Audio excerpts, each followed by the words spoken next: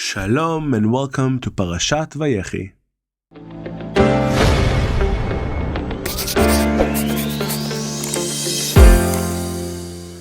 Shabbat Shalom. Welcome to Parashat VaYechi. This is my week bar mitzvah.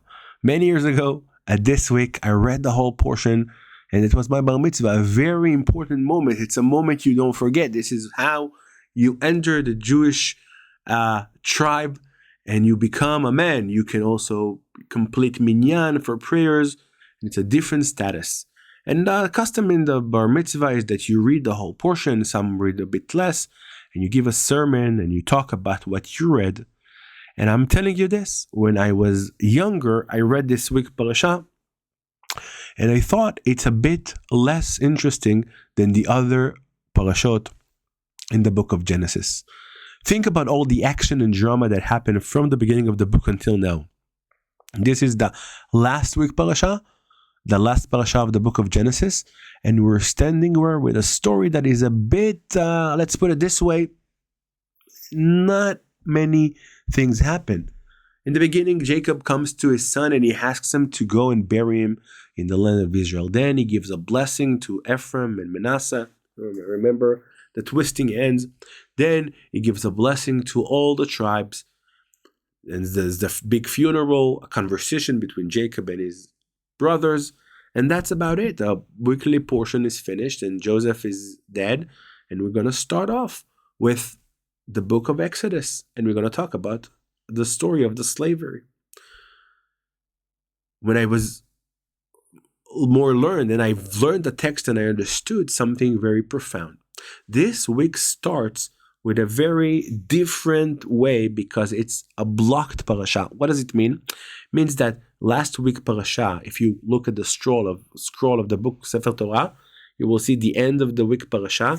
There's not even a gap in the text, and you continues the parasha. This is called parasha stuma, a blocked parasha. And the reason, according to the commentaries, is because that was the time where Jacob wanted to give the prophecy to his children, what will happen to them at the end of time. But as he was dying, God took away the wisdom, the prophecies, and he couldn't do that. Because it was this block, the portion is blocked. But indeed, inside the week parasha, there's many clues, a lot of things that are mystical, and if you really read between the lines, there are a lot of prophecies in it. And one of them comes from a story I want to share with you. It's a fascinating story that really inspired me in many ways. Start off with to say that I was born and raised in the city of Netanya in a neighborhood called Nordo. Nordo, named on the person Maximilian Nordo, Max Nordo, who was one of the chief Zionists in the movement in the beginning, with the time of Herzl. You can Google him. A fascinating person. He was an author, a philosopher, a doctor, and he decided to leave everything behind and go engage with the Zionist movement. And the story how it starts comes with the connection to this week parasha. At the first assembly of Zionism, Max Nordo has a privilege to stand in front of the crowd and give a speech. Now, Max wasn't at all a religious person.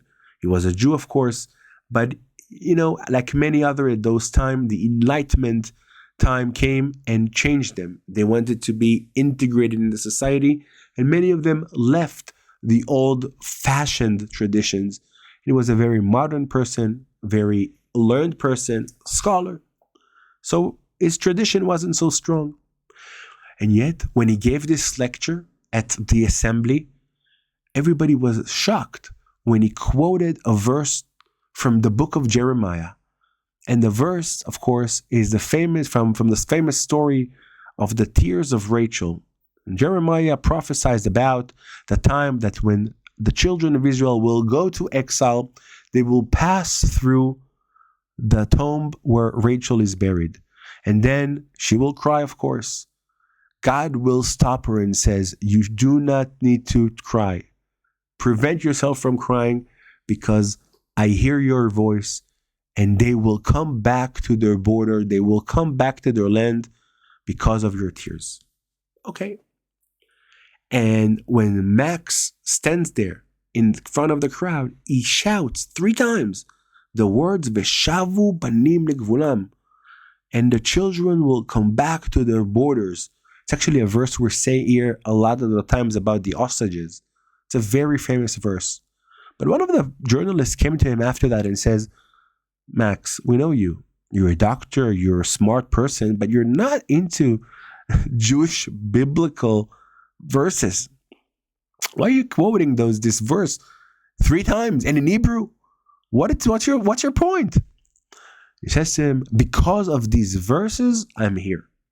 And now it's a story inside a story of how he became part of the Zionistic movement. So Max Nordau had a clinic in Paris. He was a doctor. And one day, a knock on the door, and a mother and a child are freezing cold going inside, and the kid looks that he's almost dying. The mother comes and says, this is my son. He's very sick, doctor. Can you treat him? He sees immediately they are immigrants from Russia that just moved there, very religious, Jewish appearance and everything. And he comes, but he doesn't like it. And while he treats them, he gives them criticize. You should be more modern, change the way you look, change the way you act. You got an opportunity here to be integrated in the greatest city of Paris. You need to be part of the culture. The way you act is not from the ghetto, from the shtetl in Russia. It's not relevant. So he continues to treat the kid, and when he sees the kid is really in bad condition, he tries to ask him a bit of questions. And the first question, of course, is, what do you learn in school? And suddenly the kid opened his eyes and he says, doctor, I only learned Torah in school. I learned in a Talmud Torah, a place that you only learn Torah as young children. Okay, Max is not happy. What can I say? You want to share something you've learned? And the kid is so happy to express, and he begins to really quote what he's learned. He said, in this week, we learned about Parashat VaYechi, this week portion. And we read about a very interesting concept, because Jacob asked son Joseph to go and bury him in Israel. But not only to bury him, he asked him to swear he will bury him in Israel. And the commentaries asks, why is he so, pressured about it? Why does he ask him to swear? He said he's going to do it. He's going to do it. He says because Jacob was worried. You see, Jacob didn't bury Rachel in the tomb of the patriarchs. Actually, she died on the way next to Bethlehem, and he buried her only there. He was upset that maybe Joseph would say, you want me to go and bury you in Israel when you didn't go 20 minutes to bury my mother in Hebron? So he had to explain himself. And he says that between the line, what Jacob says to Joseph is much deeper. He says to him, do not think that I didn't love your mother. You know how much I was close to her. But that's the thing. I saw in my prophecies, I saw in my vision that one day our children will be exiled from Jerusalem. And Jeremiah will talk about it, that when they will go through it, they will go through this best city of Bethlehem, and they will see, Rachel will see them, her spirit will see them, and she can go up to God and cry. And because of their crying, God will promise her that he will bring them back home. You see, that's the kids telling Dr. Nordau. He knew that he is burying her not in Hebron because there was a purpose there. There was a promise there. And the prophecies of our children that will return to their home was at that moment. So Jacob says to his son Joseph, listen, I know exactly what you think, but it was for a reason that I buried her on the way. Because of that, I want you to respect me as well and go bury me in Israel. Because of the prophecies of Jeremiah, because of the prophecies of Rachel, because that this is the place when we will be asked again to pray and call to the return to our borders. Veshavu banim ligvulam. When the kids finished this long sermon, Dr. Nodo begins to cry. And when the mother and the child live, he looks at himself at the mirror and says, how could it be? Me, I'm an old person, I'm knowledgeable, I'm successful, I know so much, and yet I know nothing about my Bible. I know nothing about my heritage, my tradition. This kid, he says to the journalist, taught me that if the people of Israel educate their kids and in their Bible they continue to learn about the prophecies of one day our children will go back to their borders, they will be redeemed again. They will return to their land, and I want to be a part of it. And the next day, he says, when I was sitting in that cafe in Paris and I opened the newspaper, I saw an ad.